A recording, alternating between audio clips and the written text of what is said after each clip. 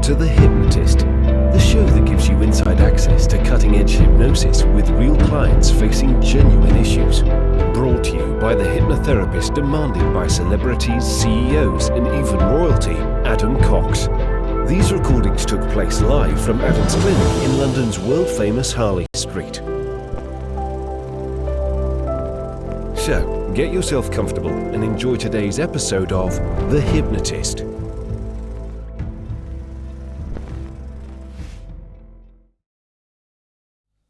Hi, it's Adam here, and in today's episode of The Hypnotist, we're going to be doing another randomly generated hypnosis session that comes from various variables that I can't predict at the moment. So that might be a location for the induction, that could be different nouns that provide some context for the actual content, and emotions. We're going to fuse all of those together for some kind of useful hypnosis session, and also a language pattern card, again, to enable that to be utilized and integrated into the hypnosis session.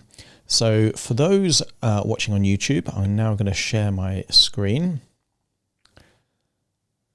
Let's have a look here. So first thing we're going to do is we're going to spin the Earth roulette, and it says Mantua. Mantua in Italy, and Mantua is a World Heritage listed city in Lombardy, Italy. Okay, so it's a very old city. There's a very powerful family called the Gonzaga family, which used to own the city for over 400 years, and one of the most important cultural cities in the Renaissance. So very impressive kind of buildings and things happening there in Mantua. Castles, lots of cathedrals and things like that. So yeah, that's going to be a nice location for this particular session. Now we're going to go to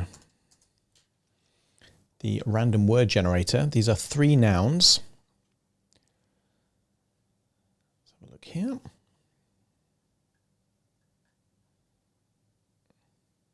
Okay, applied, technique, and charity.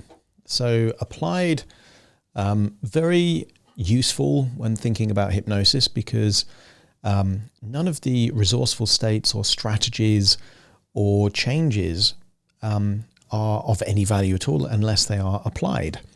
It's the same as if you learn a new skill, but then you never put that skill into use in the real world. It doesn't really have a value unless it's applied. So we'll be utilizing that. Technique, you can think of that as an approach. Technique particularly important for this Renaissance city that we're going to be visiting, because the what made the Renaissance is you had very skilled artists using various techniques to create things that hadn't been seen before. And we're going to use that as a metaphor, I think, in this session. And then charity. And charity normally is the act of doing something for someone else. So that kind of altruistic motive, thinking about others more in need, that kind of stuff. And the 2 random emotions, interesting, we almost got polar opposites here. We've got pain and ecstasy. So pain and ecstasy are going to be the 2 emotions. And then we're going to look at the random language pattern generator. Let's have a look here. There's not so many left. We've gone through almost the whole pack of the Mike Mandel cards. This is the 7 of clubs. I'm going to read out what it says. It is focus your attention on. What we focus on typically fills our attention. To get the subject's mind noticing what we want them to notice, simply use this phrase. And here's the example. Focus your attention on how relaxed you're becoming. And the deeper you go into trance, the more you focus your attention on how much better you feel. Now, so we've got that focus your attention on. It has a similar function to the word notice, which I tend to use a lot in my hypnosis sessions. So, and then you notice this.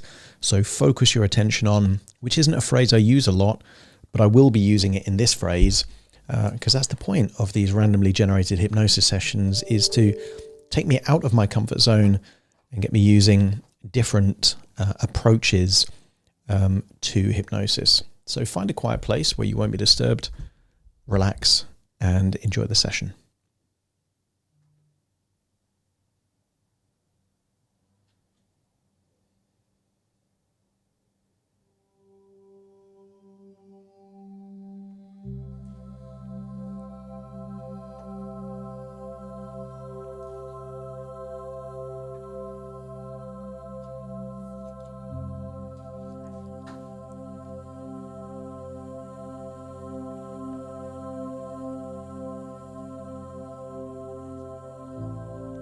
Take a deep breath in, and as you breathe in, focus your attention on the sound of my voice.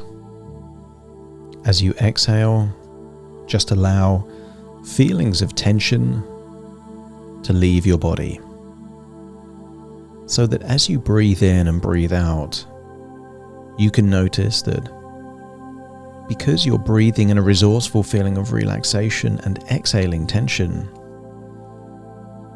you can notice that you're feeling deeper and deeper relaxed just by breathing. Perhaps you can focus your attention on the sensation of the air that you're breathing in your nostrils, perhaps your chest or your diaphragm rising. And as you exhale, just focus your attention on the fact that tension is leaving your body and that you become more relaxed now.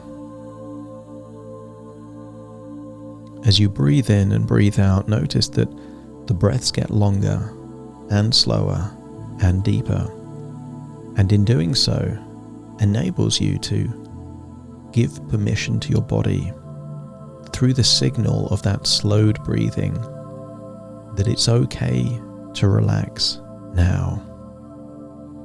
And as you relax, I want you to harness the power of your mind, your subconscious mind, to go on a journey.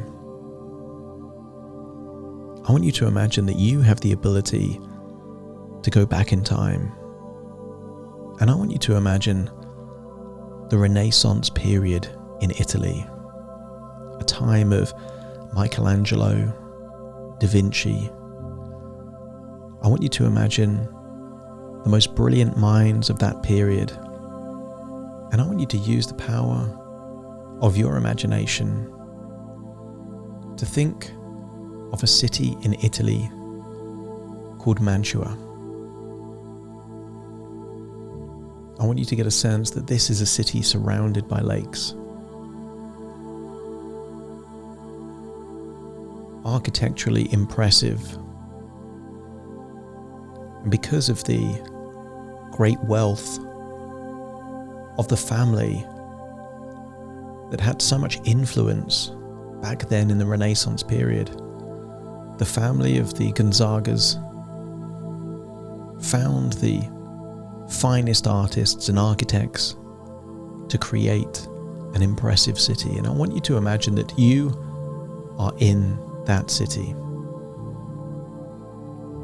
I want you to get a sense that of all the places, perhaps you can imagine the impressive piazzas,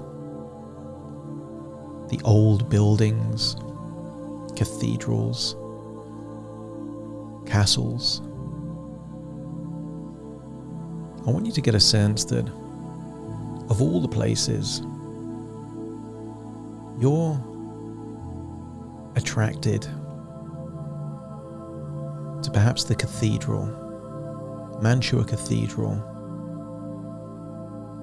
I want you to imagine that this is an impressive cathedral, perhaps not as big as some of the larger cathedrals in Italy, but impressive nonetheless. I want you to imagine as you go inside, what you notice most are those artistic pieces of work painted on the walls and the ceilings of this cathedral. I want you to find a place in this cathedral where you have time to just rest with your thoughts. I want you to get a sense that here in this cathedral, surrounded by big arches, impressive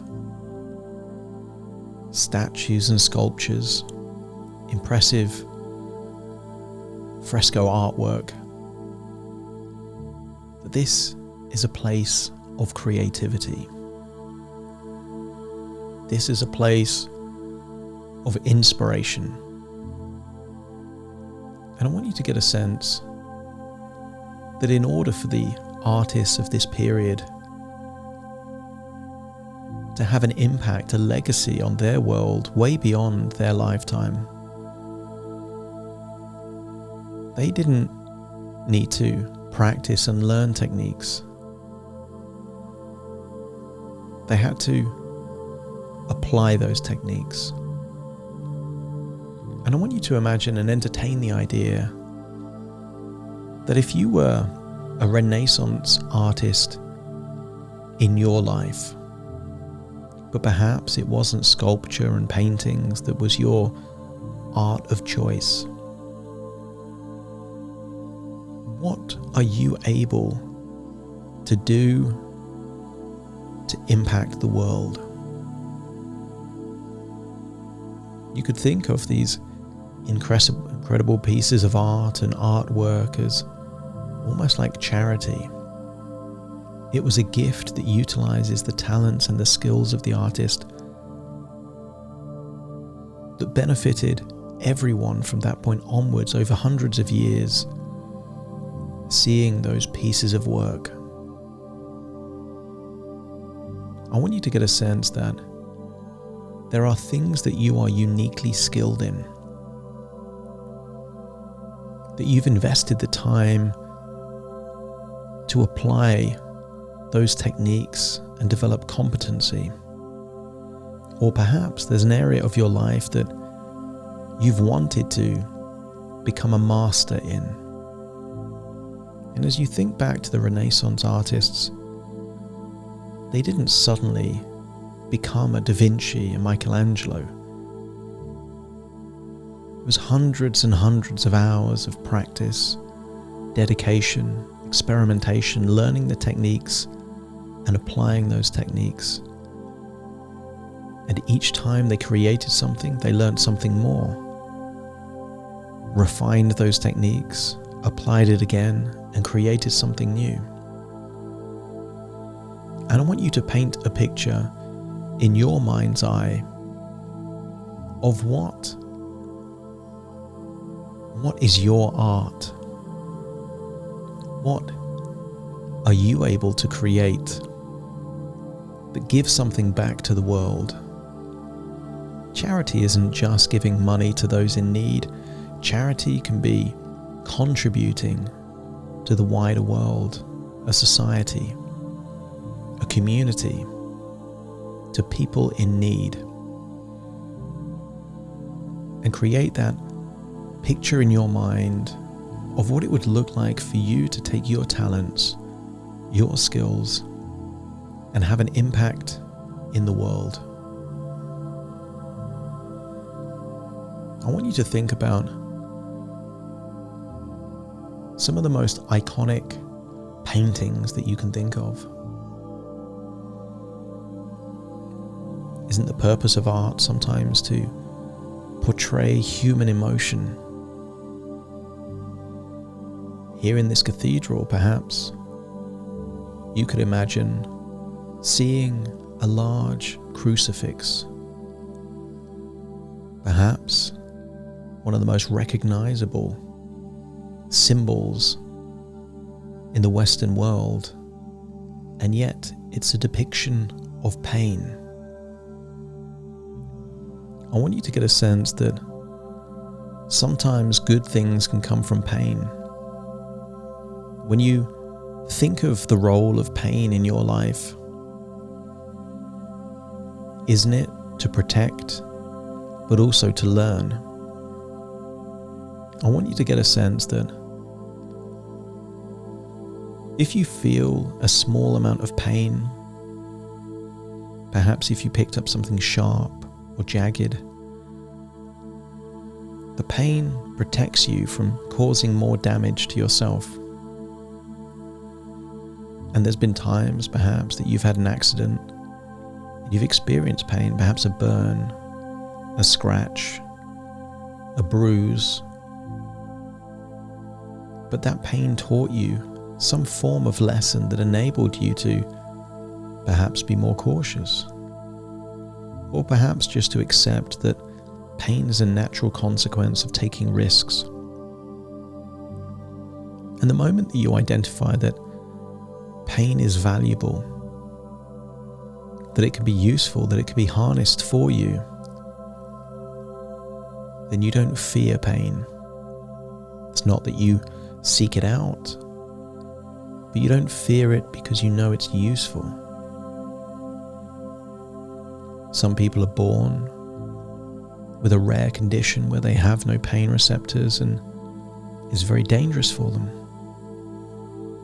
It's not unusual for these rare individuals with this rare condition that have no pain that sometimes they have body parts amputated because they don't know when they're damaging their body.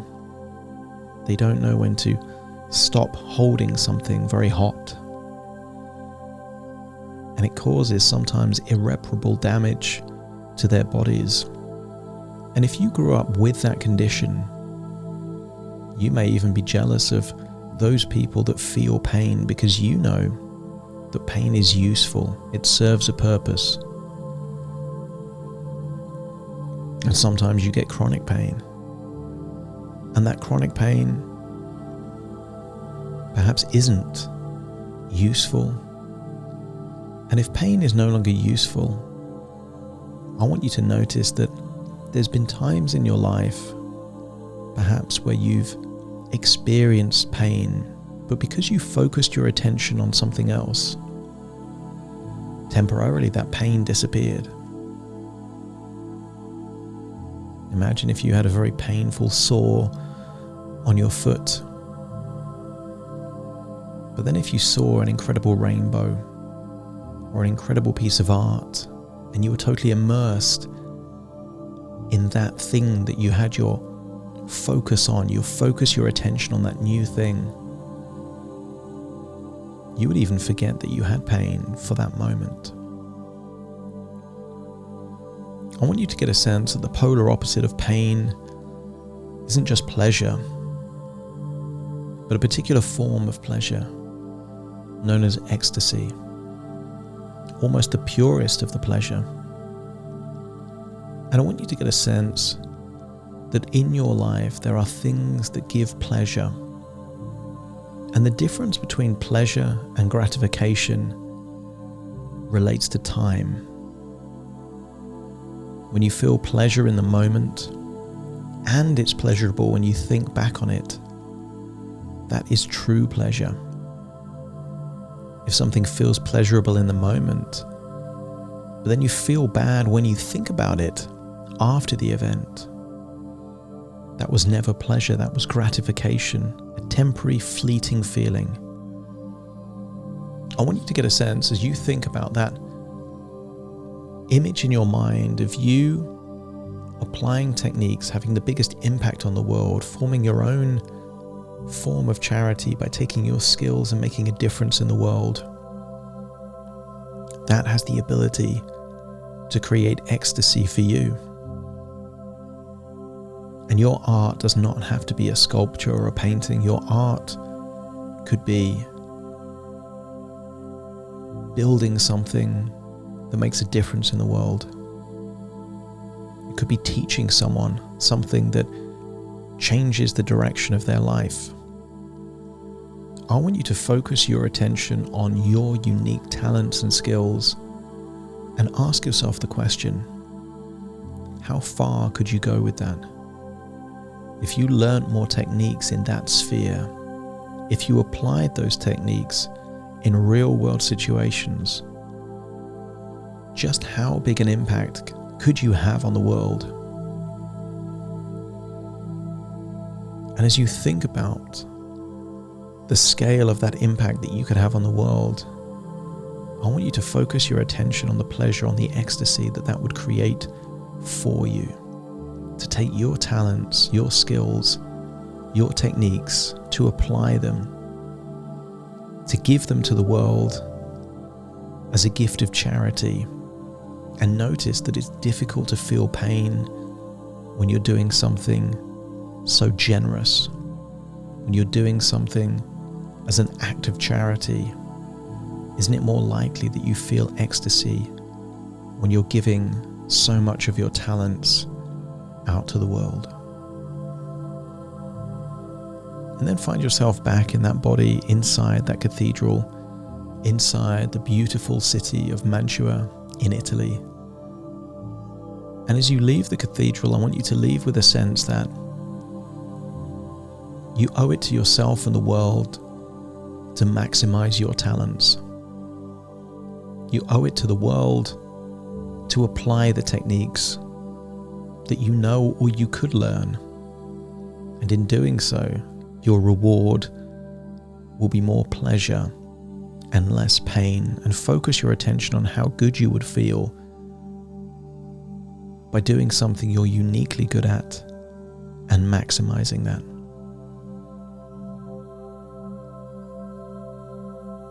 I want you to find yourself back in your body now, listening to my voice firmly in the present. And very soon I will count from 1 to 10 to awaken you. You will awaken feeling resourceful, feeling inspired, feeling that you have the spirit of the Renaissance inside you. I want you to get a sense that you will figure out ways intuitively to do more of what you're naturally good at as a gift to the world. And you will focus your attention on those things in your everyday life that takes you towards this act of generosity and charity that takes your talents and spreads them far and wide. Take a deep breath in through your nose and out through your nose. Just wiggle your fingers, wiggle your toes. Get a sense that you're in your own physical body, firmly in the present right now, because now I will count from 1 to 10 to awaken you. You'll awaken feeling resourceful, motivated, inspired, and willing to apply your talents and techniques in the world. Starting to count to awaken you. 1, 2, 3, waking up. 4, 5, 6, more alert. 7, 8, open your eyes, open your eyes. 9, 10, wide awake, wide awake, wide awake.